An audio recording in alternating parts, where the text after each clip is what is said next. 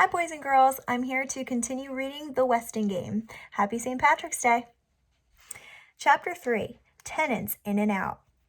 Upstairs in 3D, Angela Wexler stood on a hassock as still and blank-faced pretty as a store window dummy. Her pale blue eyes stared unblinkingly at the lake. "Turn, dear," said Flora Baumbach, the dressmaker who lived and worked in a smaller apartment on the second floor. Angela pivoted in a slow quarter turn. "Oh!" Startled by the small cry, Flora Baumbach dropped the pen from her pudgy fingers and almost swallowed the 3 in her mouth. "Please be careful, Mrs. Baumbach. My Angela has very delicate skin."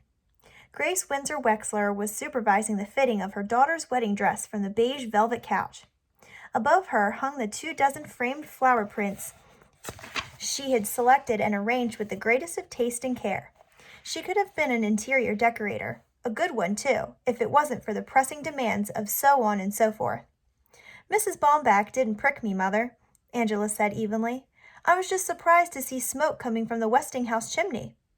Crawling with slow caution on her hands and knees, Flora Baumbach paused in the search for the dropped pin to peer up through her straight gray bangs. Mrs. Wexler set her coffee cup on the driftwood coffee table and craned her neck for a better view. "We must have new neighbors. I'll have to drive up there with a housewarming gift. They may need some decorating advice." "Hey, look! There's smoke coming from the Westinghouse." Again, Turtle was late with the news. "Oh, it's you." Mrs. Wexler always seemed surprised to see her other daughter, so unlike golden-haired, angel-faced Angela. Flora Baumbach, about to rise with the found pin, quickly sank down again to protect her sore shin in the shag carpeting. She had pulled Turtle's braid in the lobby yesterday. "Otis Amber says that the old man Westing's stinking corpse is rotting on an oriental rug." "My, oh my!" Flora Baumbach exclaimed, and Mrs. Wexler clicked her tongue in an irritated tisk. Turtle decided not to go on with the horror story. Not that her mother cared if she got killed or ended up a raving lunatic. "Mrs. Baumbach, could you hem my witch's costume? I need it for tonight." Mrs. Wexler answered, "Can't you see she's busy with Angela's wedding dress? And why must you wear a silly costume like that? Really, Turtle, I don't know why you insist on making yourself ugly." "It's no sillier than a wedding dress," Turtle snapped back. "Besides, nobody gets married anymore, and if they do, they don't wear silly wedding dresses." She was close to a tantrum.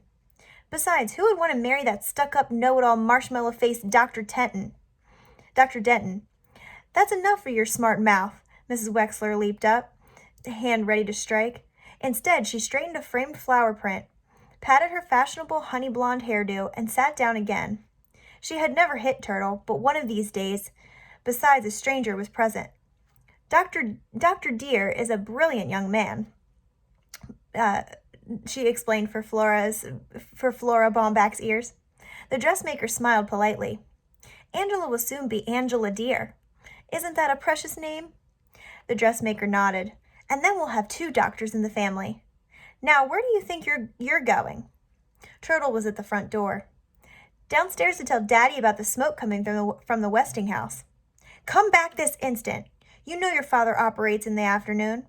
Why don't you go to your room and work on stock market reports or whatever you do in there?"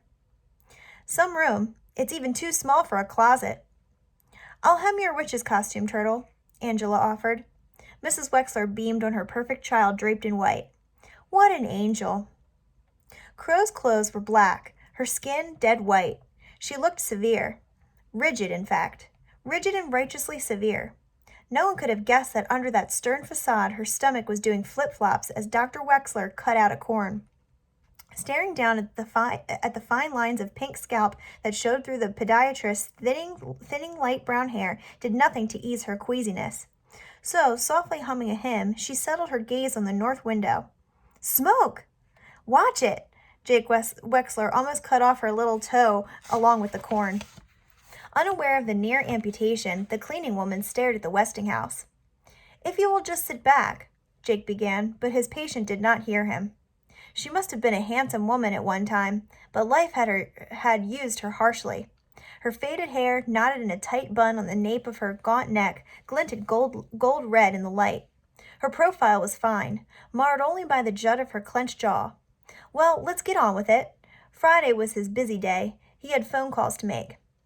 Please sit back, Mrs. Crow. I'm almost finished. What? Jake gently replaced her foot on the chair's pedestal. I see you've hurt your shin. What? For an instant their eyes met. Then she looked away. A shy creature or a guilty one. Crow averted her face when she spoke. Your daughter Turtle kicked me, she muttered, staring once again at the Westinghouse. That's what happens when there is no religion in the home. Sandy says Westing's corpse is up there, rotting away on an oriental rug, but I don't believe it. If he's truly dead, then he's roasting in hell. We are sinners, all. What do you mean his corpse is rotting on an oriental rug? Some kind of Persian rug? Maybe a Chinese rug? Mr. Hu joined his son at the glass sidewall of the fifth-floor restaurant. And why were you wasting precious time listening to an overaged delivery boy with an overactive imagination when you should have been studying? It was not a question. Doug's father never asked questions. Don't shrug at me. Go study. Sure, Dad. Doug jogged off through the kitchen. It was no use arguing that there was no school tomorrow. Just track practice. He jogged down the back stairs. No matter what excuse he gave. Go study, his father would say. Go study. He jogged into the Who's rear apartment, stretched out on the bare floor, and repeated, Go study, to 20 sit-ups. Only 2 customers were expected for the dinner hour. Shin Hu's restaurant could seat 100. Mr. Hu slammed the reservations book shut, pressed a hand against the pain in his ample stomach, unwrapped a chocolate bar, and devoured it quickly before acid etched another ulcer. Back home again, is he? Well, Westing won't get off so easy this time. Not on his life. A small, delicate woman in a long white apron stood in silence before the restaurant's east window. She stared longingly into the boundless gray distance as if far, far on the other side of Lake Michigan lay China. Sandy McSuthers saluted as the maroon Mercedes swung around the curved driveway and came to a stop at the entrance. He opened the car door with a ceremony reserved only for Judge J.J. Ford. Look up there, Judge. There's smoke coming from the Westinghouse. A tall black woman in a tailored suit, her short clipped hair touched with gray, slipped out from behind the wheel, handed the car keys to the doorman, and cast a disinterested glance at the house on the hill. They say nobody's up there, just the corpse of old man Westing rotting away on an oriental rug, Sandy reported as he hoisted a full briefcase from the trunk of the car. Do you believe in ghosts, Judge? There is certain to be a more rational explanation. You're right, of course, Judge. Sandy opened the heavy glass door and followed on the judge's heels through the lobby. I was just repeating what Otis Amber said.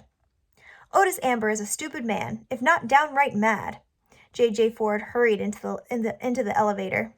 She should not have said that. Not her. Not the first black, the first woman, to have been elected to judgeship in the state. She was tired after a trying day, that was it. Or was it? So Sam Westing has come home at last. Well, she could sell the car, take out a bank loan, pay him back in cash. But would he take it? Please don't repeat what I said about Otis Amber, Mr. McSuthers. Don't worry, Judge. The doorman escorted her to the door of apartment 4D. What you tell me is strictly confidential. And it was. J.J. Ford was the biggest tipper in Sunset Towers. I saw some Chris Theodorakis was too excited to stutter out the news to his brother. One arm shot out and twisted up over his head. Dumb arm. Theo squatted next to the wheelchair. Listen, Chris, I'll tell you about the haunted castle on the hill. His voice was soothing and hushed in mystery. Somebody is up there, Chris, but nobody is there. Just rich Mr. Westing, and he's dead. Dead as a squashed June bug and rotting away on a moth-eaten oriental rug. Chris relaxed as he always did when his brother told him a story. Theo was good at making up stories. And the worms are crawling in and out of the dead man's skull, in and out of his ear holes, his nose holes, his mouth holes, in and out of all his holes. Chris laughed, then quickly composed his face. He was supposed to look scared. Theo leaned closer. And high above the putrid corpse, a crystal chandelier is tinkling. It tinkles and twinkles, but not one breath of air stirs in that gloomy tomb of a room. Gloomy tomb of a room. Theo will make a good writer someday, Chris thought. He wouldn't spoil this wonderful, spooky Halloween story by telling him about the real person up there, the one with the limp. So Chris sat quietly, his body at ease, and heard about ghosts and ghouls and purple waves, and smiled at his brother with pure delight. A smile that could break your heart, Seidel Pulaski, the tenant in 3C, always said. But no one paid any attention to Seidel Pulaski. Seidel Pulaski struggled out of the taxi, large and first. She was not a heavy woman, just wide-hipped from years of secretarial sitting. If only there was a ladylike way to get out of a cab. Her green rhinestone-studded glasses slipped down her fleshy nose as she grappled with a tall triangular package and a stuffed shopping bag. If only that lazy driver would lend her a hand. Not for a nickel tip, he wouldn't. The cabbie slammed the back door and sped around the curved driveway, narrowly missing the Mercedes that Sandy was driving to the parking lot. At least the never-there-when-you-need-him doorman had propped open the front door. Not that he ever helped her, or noticed her, for that matter. No one ever noticed. Seidel Pulaski limped through the lobby. She could be carrying a high-powered rifle in that package, and no one would notice. She had moved to Sunset Towers hoping to meet elegant people, but no one had invited her in for so much as a cup of tea. No one paid any attention to her except that poor crippled boy whose smile could break your heart, and that bratty kid with the braid. She'll be sorry she kicked her in the shin. Juggling her load, earrings jingling and charm bracelet jangling, Seidel Pulaski unlocked the several locks to apartment 3C and bolted the door behind her. There'd be fewer burglaries around here if people listened to her about putting a deadbolt locks, but nobody listened. Nobody cared. On the plastic-covered dining table, she set out the contents of the shopping bag: 6 cans of enamel, paint thinner, and brushes. She unwrapped the long package and leaned 4 wooden crutches against the wall. The sun was setting over the parking lot, but Seidel Pulaski did not look out her back window. From the side window, smoke could be seen rising from the Westinghouse, but Seidel Pulaski did not notice. "No one ever notices, Seidel Pulaski," she muttered. "But now they will.